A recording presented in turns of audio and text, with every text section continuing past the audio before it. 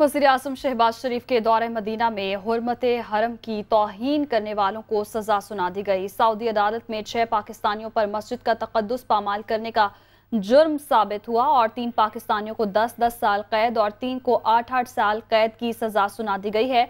अनस इरशाद और मोहम्मद सलीम को 10-10 साल सज़ा पाने वालों में शामिल किया गया है और ख्वाजा लुकमान, मोहम्मद अफजल और गुलाम मोहम्मद को 8-8 साल की सज़ा सुनाई गई है। सऊदी अदालत ने 6 मुजरिमों को 20-20 हज़ार जुर्माना और मोबाइल फ़ोन भी जब्त कर लिए गए हैं। वज़ीर-ए-आज़म शहबाज शरीफ के दौरे मदीना में हुर्मत हरम की तौहीन करने वालों को सज़ा सुना दी गई है। सऊदी अदालत में 6 पाकिस्तानियों पर मस्जिद का तक़द्दुस पामाल करने का जुर्म साबित हो गया। 3 पाकिस्तानियों को 10-10 साल कैद और 3 को 8-8 साल कैद की सज़ा सुना दी गई। अनस इरशाद और मोहम्मद सलीम को 10-10 साल सज़ा दी गई है, जबकि ख्वाजा लुकमान, मोहम्मद अफजल और गुलाम मोहम्मद को 8-8 साल की सज़ा सुनाई गई।